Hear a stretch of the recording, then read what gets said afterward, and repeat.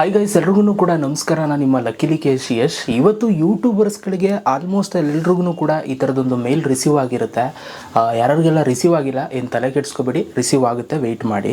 ಈ ಒಂದು ಮೇಲಲ್ಲಿ ಏನಿದೆ ಅಂತ ನಾವು ನೋಡೋದಾಯಿತು ಅಂತಂದರೆ, ಸೊ ನೀವು ಇವಾಗ ಸ್ಕ್ರೀನ್ ಮೇಲೆ ನೋಡ್ತಾ ಇದ್ದೀರಾ, new fans can help you get discovered ಅಂತ ಅಂದ್ಬಿಟ್ಟು ಒಂದು ಮೇಲ್ ರಿಸೀವ್ ಆಗಿದೆ.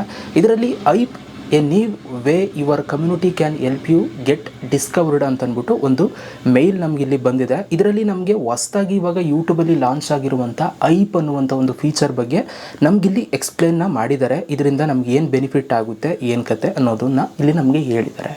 ಬಟ್ ಈ ಒಂದು ಮೇಲಲ್ಲಿ ಇನ್ನೊಂದು ತುಂಬ ಇಂಪಾರ್ಟೆಂಟ್ ವಿಷಯನ ಹೇಳಿದ್ದಾರೆ. ಏನು ಅಂತಂದರೆ, ಈ ಒಂದು ಐಪ್ ಫೀಚರ್ ಇವಾಗ ಎಲ್ರಿಗೂ ಕೂಡ ಸಿಗಲ್ಲ. ಇದಕ್ಕೆ ಕೆಲವೊಂದಷ್ಟು ರೂಲ್ಸ್ಗಳನ್ನ ಮಡಗಿದ್ದಾರೆ.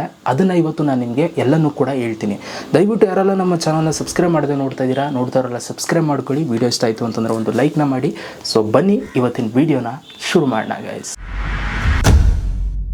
ನೋಡಿ ಗೈಸ್, ಸೊ ಯೂಟ್ಯೂಬಲ್ಲಿ ಈಗ ಹೊಸದಾಗಿ ಬಂದಿರುವಂಥ ಒಂದು ಐಪ್ ಫೀಚರ್ ಏನಿದೆ, ಸೊ ಇದು ಎಲ್ರಿಗೂ ಕೂಡ ಸಿಗುತ್ತೆ ಅಂತ ನಾವು ಅಂದ್ಕೊಂಡಿದ್ದೋ. ಬಟ್ ಇವಾಗ ಯೂಟ್ಯೂಬರು ಇದಕ್ಕೆ ಒಂದಷ್ಟು ರೂಲ್ಸ್ನ ಮಾಡಿದ್ದಾರೆ.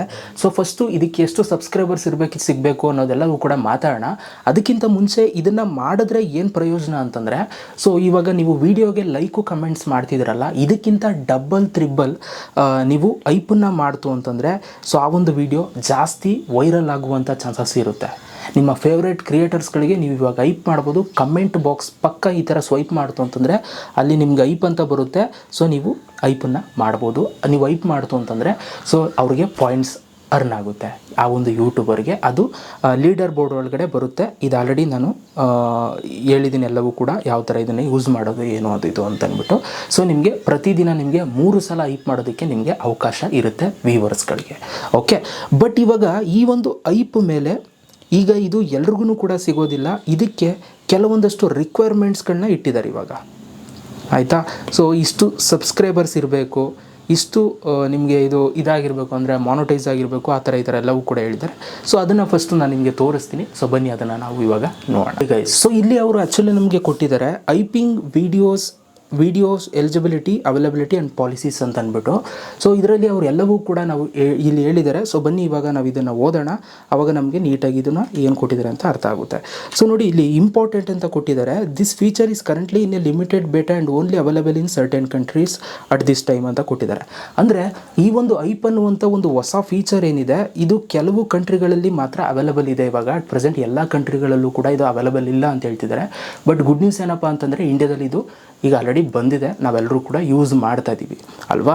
ಸೊ ಅದಾದಮೇಲೆ ಇಲ್ಲಿ ಕೆಳಗಡೆ ಕೊಟ್ಟಿದ್ದಾರೆ, ಐಪ್ is a limited beta for creators in the YouTube Partner Program with between 500 and 5 lakh subscribers. If you no longer have access to IPE, it means that your subscribers count has grown behind this range or your channel is not in the YPP ಅಂತ ಕೊಟ್ಟಿದ್ದಾರೆ.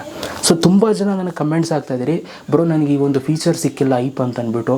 So ಈಗ ಏನಾಗಿದೆ ಅಂತಂದರೆ, ಯೂಟ್ಯೂಬಲ್ಲಿ ಒಂದು ಹೊಸ rules ಮಾಡಿದ್ದಾರೆ. ಅದೇನಪ್ಪ ಅಂತಂದರೆ, ನಿಮಗೆ ಇವಾಗ ಐಪ್ ಅನ್ನುವಂಥ ಒಂದು ಫೀಚರ್ ಸಿಗಬೇಕು ಅಂತಂದರೆ ನಿಮ್ಮ ಒಂದು ಚಾನಲಲ್ಲಿ ಮಾನಿಟೈಸೇಷನ್ ಆನ್ ಆಗಿರಬೇಕು.